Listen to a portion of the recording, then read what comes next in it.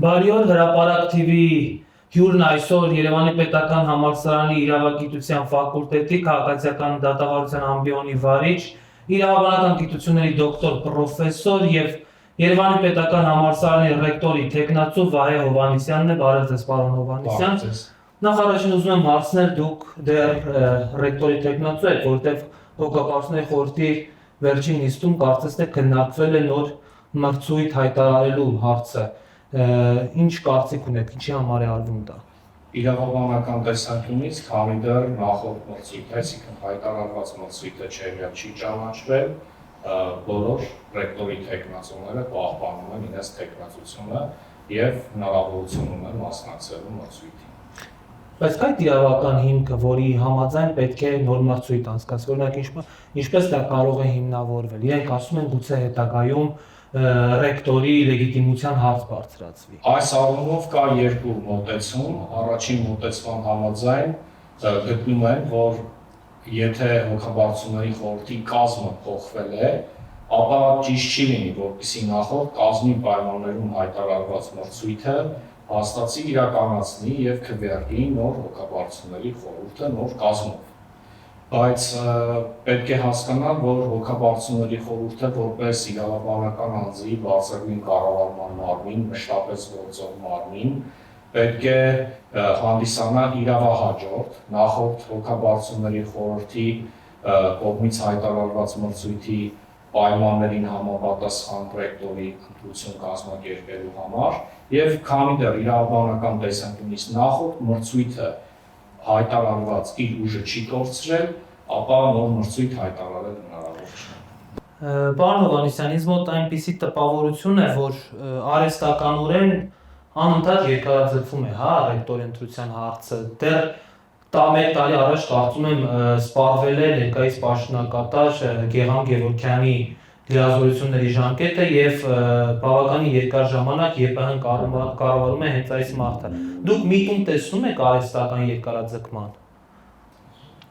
Երկարաձգման միտման առումով ես կարող եմ միայն փաստել, որ մրցույթը իրականում հնարավոր էր կազմակերպել շատ ավելի շուտ։ Ընդ որում, երբ որ հոգաբարձությունների խորհուրդը կատարեց ռեկտորի ժամանակավոր պաշտոնակատարի ընտրություն, նշանակում հաստատի, հիմնավորումների մեջ նշվեց, որ ընդամենը ժամանակավոր պաշտոնակատարի խնդիրը օպերատիվ կառավարում իրականացնելն է, շատ կարճ ժամանակահատվածով ճգնաժամային կառավարում իրականացնելն էր, որից հետո պետք է կազմակերպել ռեկտորի ընտրությունը եւ հայտարարվել մրցույթ։ Ինչ պատճառներով, որոնց մասին ես չեմ կարող հստակ եզրահանգում անել, մրցույթի անցկացումը երկարաձգվեց,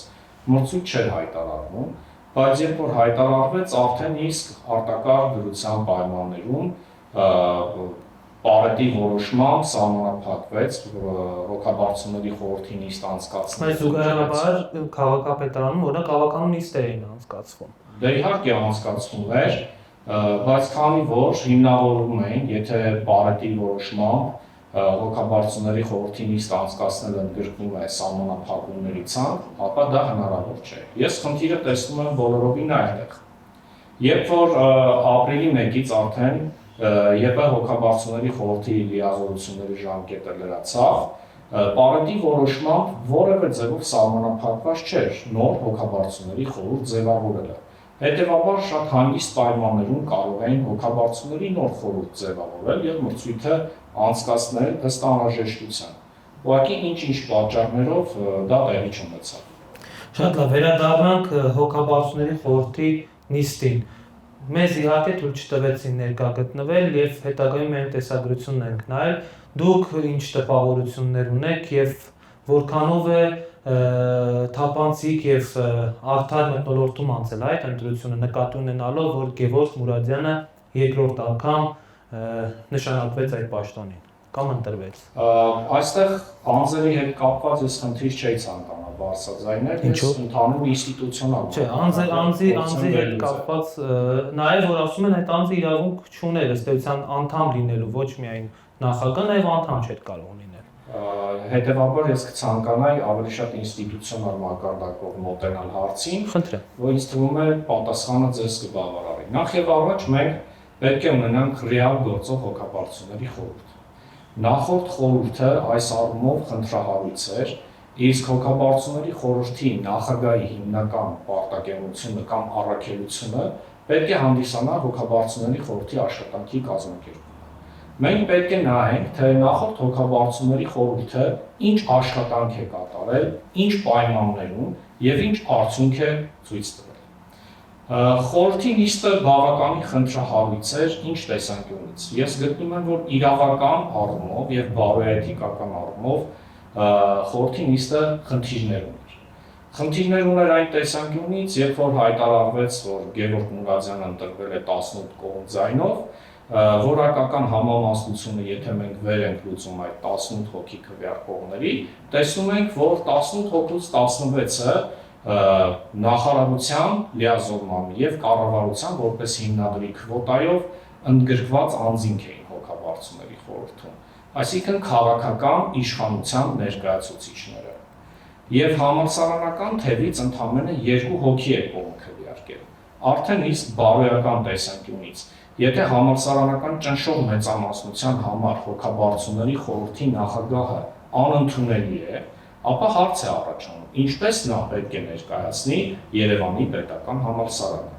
Ստացվում է, որ ներկայումս մենք ունենք առաջին ցածր լեգիտիմությամբ հոգաբարձուների խորհրդի ընտրված կամ նշանակված ավելի շուտ նախագահ։ Բացի դրանից այնտեղ հարց բարձրացվեց նաև հոգաբարձուների խորհրդի նախագահի, տվյալ դեպքում անդամի նշանակման իրավաչափության վերաբերյալ եւ ոչ միայն վիճակվեց նրա իրավաչափ նշանակվելու հանգամանքը,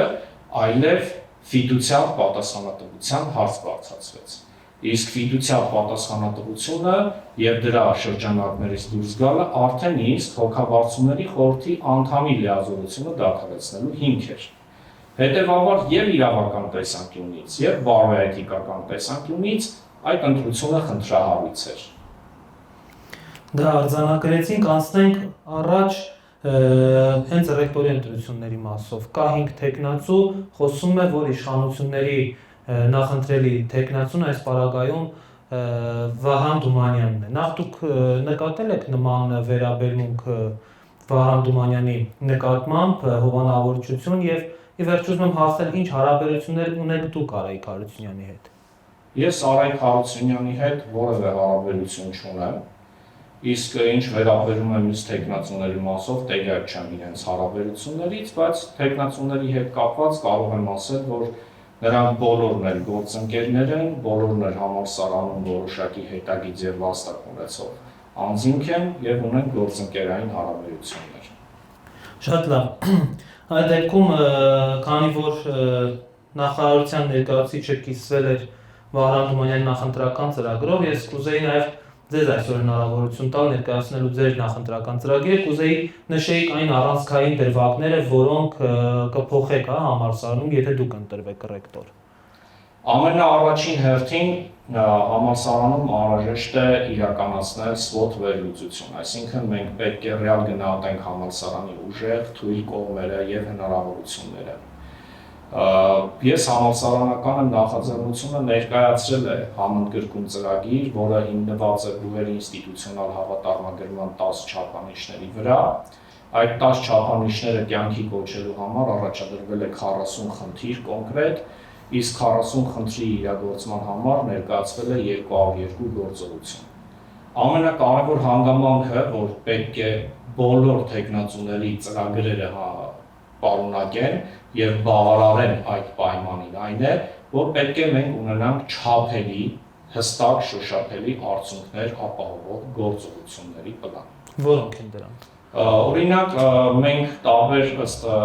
չափորոշիչների եւ չափանիշների առանձին պահանջներ ենք սահմանել, թե ինչպիսի վարչական կառուցվածք պետք է ունենա համալսարանը, ինչպիսի ենթակառուցվածքներ պետք է ունենան, ինչ պահանջներ ենք առաջադրում մենք ուսանողների համար, պրոֆեսորադասախոսական կազմի համար, կրթական ծրագրերը ինչ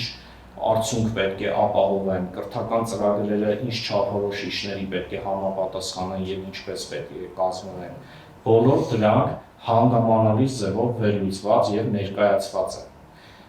Մենք պետք է նաև շատ լուրջ գիտական արդյունք ապահովող բուր լինենք, որովհետև Երևանի պետական համալսարանի կանոնադրության մեջ հենց մենք ներկայացրել ենք մեզ, այսինքն ԵՊՀ-ն, որպես հետազոտական բուր։ Մենք միայն կրթություն եւ նմանատիպ ծառայություններ մատուցող բուր չենք։ Ընդ որում ծրագրում հատուկ առանձին ուշադրության ենք արժանացրել նաև համալսարանի ֆինանսական մուտքերի դիվերսիֆիկացիայի հարցը։ Ուսանողները եւ ուսանողների կողմից վարձավճարները չպետք է դիտարկվեն որպես համալսարանի ֆինանսական մուտքերի հիմնական։ Օրինակ Գևորգ Մուրադյանն ասում էր համալսարանը կզարգանա, եթե ուսանողները վճարեն մինչև 1.200.000 դրամ վարձ։ Կապ ունի դա։ Դա պարոն Մուրադյանի տեսակետն է, բայց դիվերսիֆիկացիայի մասին երբ որ մենք խոսում ենք,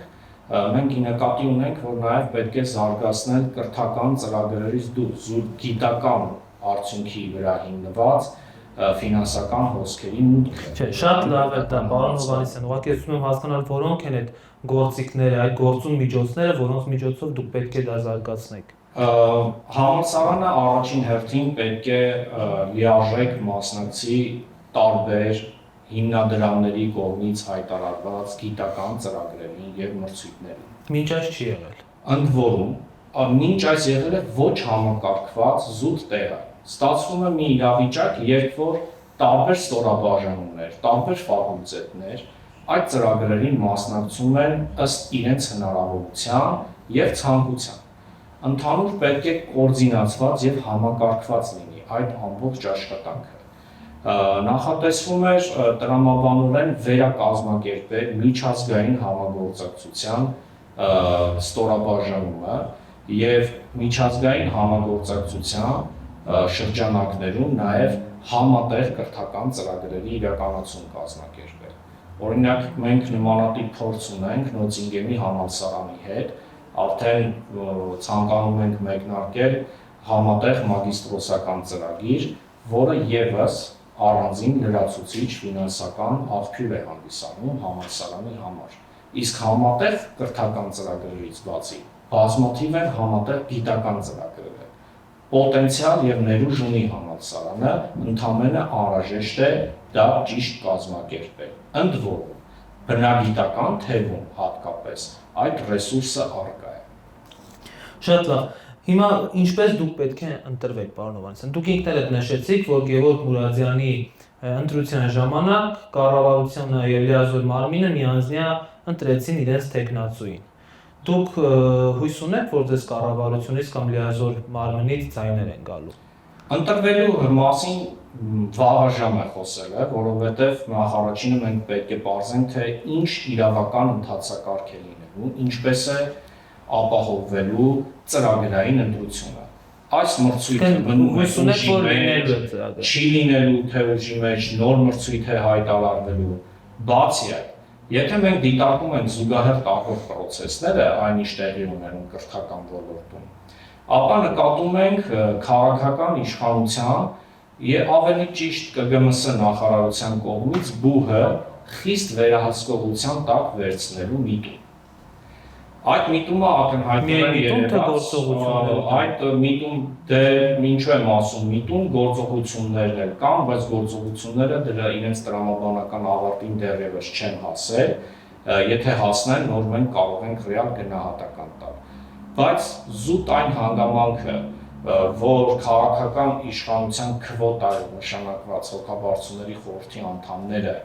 այդպես միասնական քվեարկում են կոնկրետ նախապես որոշված սցենարով, ընդ որում ԿԳՄՍ նախարարության որոշ պաշտոնյաներ դա չեն էլ թաքցնում։ Հետևաբար հարց է առաջանում։ Մեր սահմանադրությամբ հռչակված բուհերի ինքնակառավարման իրավունքը, հետազոտությունների եւ ակադեմիական ազատության իրավունքը, որի վրա անընդհատ հղում էր առնում եւ քաղաքական իշխանության կողմից եւ նախարարության կողմից, երբ որ ներկայացվում է բարձրագույն կրթության եւ գիտության մասին օրենքի նախագիծը, ինչպես են կյանքի կոչվելու։ Մենք այս հարթության մեջ ունենք հայտարարություններ, բայց ռեալ կյանքում կատարված գործողությունների լրիվ հակառակ այլ տրամաբանություն։ Շատ լավ, հիմա եթե դուք ընտրվեք, նախարարը միևնույնն է, համենայն դեպս Արայիկ Հարությունյանն է ներկա նախարարը։ Ինչպես եք աշխատելու իր հետ, այսինքն պայքարի մեջ եք լինելու ինքնավարությունը ապահովելու համար, թե ինչ-որ պայմանավորվածություն կամ եզրեր հնարավոր է գտնել, ինչպես եք պատկերացնում։ Ընտրվելու մասին ես ինչու ասացի խոսելը դեռ վաղ է, որովհետև առաջին հերթին հոգաբարձությունների խորհրդի լեգիտիմությունը դրվել է կասկածի տակ։ Հարց է առաջանում. արդյոք այս կառուցվածքով հոգաբարձությունների խորհրդի նիստին մասնակցելը եւ մրցույթին մասնակցելը նպատակահարմար է, թե ոչ։ Նախ եւ առաջ մենք այդ հարցը պետք է պարզենք։ Տեսնենք, թե այս գործընթացը ինչ ավարտ է ունենալու, որովհետեւ հայտարարություն է արվել նաեւ, որ դատական process կարող է սկսվել։ Այս մասով դիմեն դատարան։ Բացի այդ, եթե որևէ թեկնածու ընտրվի, ինքնավարությունը ապահովելը այդ թեկնածուի սահմանադրական պարտականությունն է, որովհետև սահմանադրության 38-րդ հոդվածի 3-րդ մասում հստակ ամրագրված է բուհի ինքնակառավարման իրավունքը։ Չէ, դա Արայիկ Հարությունյանն էլ գիտի, պարոն Հովհաննիսյան, ուղղակի դուք եք նշում, որ կան միտումներ, այդ միտումներին ինչպես եք դիմակայելու։ Օրենքի ուժով, զուտ օրենքի ուժով, ես որպես իրավաբան պատրաստվում եմ օգտվել օրենքով ընձեռված բոլոր գործիքակազմից։ Շատ լավ, եւ նաեւ հոգաբարձությունների հետ կապված, խորհրդի հետ կապված դատական ճանապարհով ի վերջո հնարավոր է լուծարել, նորը ձևավորել եւ այդ դեպքում չի կրկնվի նույն պատմությունը։ Այսինքն գուցե 1-2 անց փոխվի, բայց արդյունքում էլի իշխանությունը ներկայացնելու է իր անդամներին, որոնք այսպես համաձայնեցված ընդունելու են որոշում։ Մեծ բան փոխվելու է։ Նշված հոգաբարձությունների խորհրդի անդամը նախ եւ առաջ հայտարարեց, որ առաջնորդվելու է համալսարանի շահով եւ չի անելու այնպիսի գործողություն, որը կվնասի համալսարանին եւ ըստ նրա այդ գործողությունը միաժամանակ ուղղված է լինելու հնարավոր ապակայունացնող վիճակը բացառելուն, նկատի ունենալով նաեւ պետական տնտեսագիտական համալսարանի օրինակը։ Դատական քաշքշուկները լավ տեղ չեն տա։ Ինչ վերաբերում է արդեն հետագայում այլ գործողություններ կատարելուն, ես ձեր հարցին պատասխանեմ հետևած ձևով։ Մենք ունենք դեմքերի դերակատարների փոփոխություն, կա իրավիճակի կամ իրադրության փոփոխություն, բայց իրողությունների փոփոխություն դեռևս տեղի չի ունեցել։ Մեզ անհրաժեշտ է իրողության փոփոխություն։ Եթե Արայիկ Հարությունյանի փոխարեն եղավ մեկ այլ անձ կամ հոգաբարձությունների խորհուրդ ներգրավեց այլ անձ, որը պետք է նույն վարքագիծը շարունակի, մեզ մոտ իրողությունների փոփոխություն տեղի ունենալ չի կարող։ Հետևաբար ամենաճիշտ ճանապարհը հստակ համագործակցելով, հստակ բարեփոխումների օրակարգ ձևավորելով եւ իրականացնելով առաջ գնալն է։ Այստեղ անձի խնդիր չկա բացարձակ։ Բոլորը պետք է գիտակցեն համալսարանի շահը։ Քաղաքական իշխանությունը պետք է պատկերացնի ինչպիսի բուհ է ուզում։ Եթե ուզում է հնազանդ բուհ, որը իր գիտական արդյունքով, կրթական արդյունքով առաջ չի գնում, այսինքն կարևոր հանգամանքը հնազանդությունը ապահովելն է, ուրեմն շատ ճիշտ ճանապարհի վրա ենք։ Բայց եթե անհրաժեշտ է պրոգրեսիվ զարգացող բուհ, ընդ որում բուհերը որևէ երկրում հնազանդ չեն լինում։ Դա ամենավատ բանն է հենց քաղաքական իշխանության համար։ Իրենց անհրաժեշտ է ճիշտ գործընկեր, ոչ թե օպոնենտ, այլ այնպիսի գործընկեր, որը մատնացույց կանի հասարակական կյանքում տեղի ունեցող խնդիրները։ Բայց ամենակարևորը բուհը պետք է դուրս դիտարկել քաղաքականությունից։ Թիվ 1 խնդիրը դա է։ Եթե մենք բուհը դիտարկում ենք որպես քաղաքական ռեսուրս, խնդիրները սկսվում են հենց այստեղից։ Շնորհակալ եմ։ Հիշեցնեմ, որ իմ հյուրը Երևանի Պետական Համալսարանի իրավագիտության ֆակուլտետի քաղաքացիական դատավարության ամբիոնի վարիչ, իրավագիտության դոկտոր պրոֆեսոր Վահե Հովհաննիսյանն էր։ Մենք զրուցեցինք ռեկտորի մոտական ընտրությունների վերաբերյալ, այս տաղավարում նաև սիրով պատրաստ ենք հյուրընկալել մյուս տեխնացուներին։ Շնորհակալ եմ պարոն Հովհաննիսյան, ցտեսություն։